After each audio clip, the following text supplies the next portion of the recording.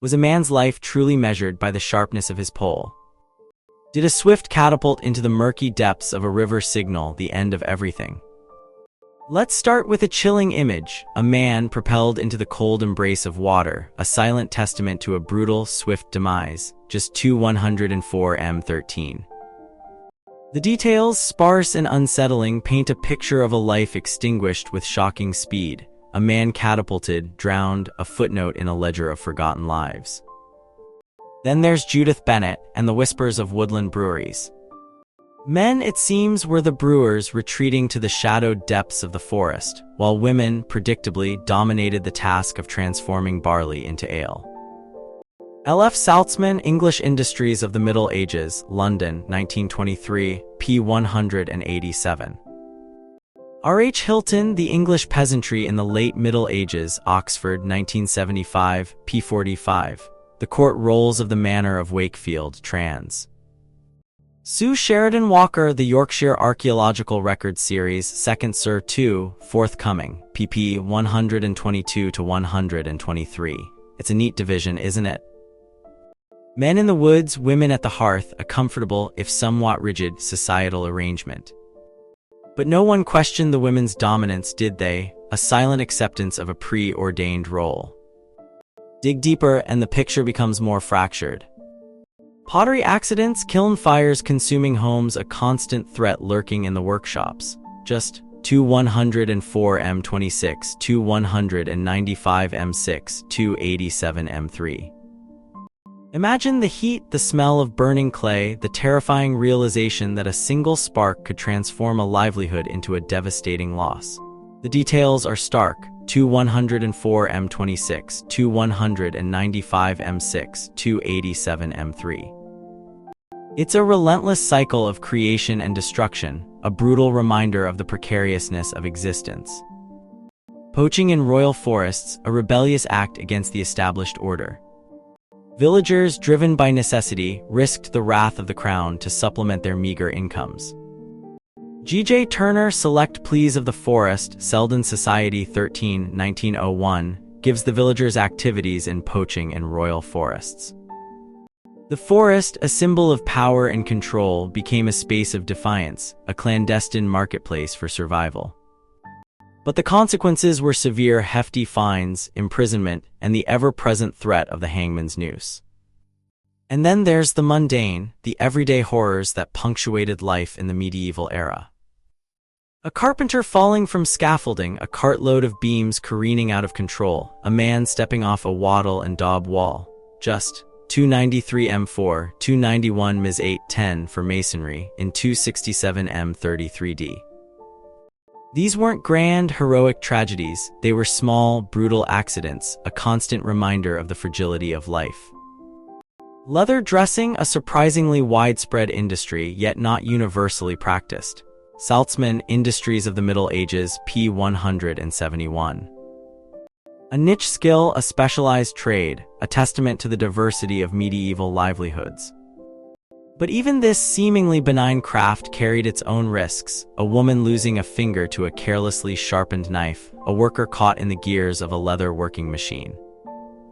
The pottery industry, too, was a dangerous undertaking. Accidents with clay, kiln fires, a relentless cycle of risk and reward. Just 2104m26, 2195m6, 287m3. The earth itself, a source of sustenance and livelihood, also harbored the potential for devastating injury. Consider the courts, the records of disputes and grievances. Court Rolls of the Manor of Carshalton, trans. D.L. Powell, Surrey Record Society 2, 1916, pp. 9, 21, 23, 31-40. Court Rolls of the Manor of Wakefield, IV, trans. John Lister, The Yorkshire Archaeological Society Record Series 78, 1930, p3. The details are often petty, a dispute over a pig, a disagreement over a boundary line, a complaint about a neighbor's noise. But beneath the surface lay deeper tensions, a simmering resentment of the established order. One man, it's recorded, was marking trees for theft, a small act of defiance, a challenge to the authority of the manor. Court Roll of Chalgrave Manor, ed. Marion K. Dale, Bedfordshire Historical Records Society 28, 1950, p. 51. And then there were the wardens, the officials tasked with enforcing the law. Wakefield IPP, 9196, 117. Carshalton Court Rolls pp. 37, 17, 25, 29. Wakefield IV pp. 16, 18, 22, 94, 95. A man putting his mark on trees, a simple act of ownership, but one that could result in a hefty fine 6s, 8d, for aid in collecting the 100s. A small price to pay, perhaps, for asserting one's claim to the land. The decay of villanage, the gradual erosion of feudal obligations. Francis Davenport, The Decay of Villanage in East Anglia in Essays in Economic History, II, ed. M. Carus Wilson, London, 1962, pp. 112 to 124. Nora Ritchie, Nee Kenyon, Labor Conditions in Essex in the Reign of Richard II, in Essays in Economic History, II, ed. M. Carus Wilson, London, 1962, pp. 91 to 111. The traditional bonds of servitude were weakening, replaced by a more fluid, uncertain system of labor. The land market, a new frontier for landowners and tenants alike. Hatcher, Rural Economy and Soci, p. 236 to 238, 245, found that burgesses in Cornwall were taking land in the country and putting it to pasture. But what of the women? Their contributions, often overlooked, were essential to the survival of the household and the village. Bedfordshire Wills, 1480 to 1519, ed. Patricia Bell, Bedfordshire Historical Records Society 45, 1966, pp.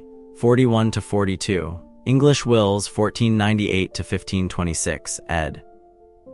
A.F. Circuit, Bedfordshire Historical Records Society 37, 1956, pp. 6 to 7. They purchased land, managed the household finances, and raised the children. Judith Bennett, Medieval Peasant Marriage, an examination of marriage fines in the Liber Jursumarum, in Pathways to Medieval Peasants, ed. J.P. Raftees, Toronto, 1981, pp. 208 to 211. Louise A. Tilley and Joan W. Scott, Women, Work and Family, New York, 1978. And Alwyn Houghton, Women and the Family Economy in 18th Century France, French Historical Studies 9, 1975, pp. 1 to 22, and Women in the Revolution, 1789 to 1796, Past and Present 53, 1971, pp. 90 to 108. Marriage fines, a costly burden for young couples, a testament to the economic realities of the time. The children, too, faced a perilous existence. Accidents, injuries, and untimely deaths were commonplace. Just 218M19, 267M33D. They were vulnerable, dependent, and often victims of the harsh realities of medieval life.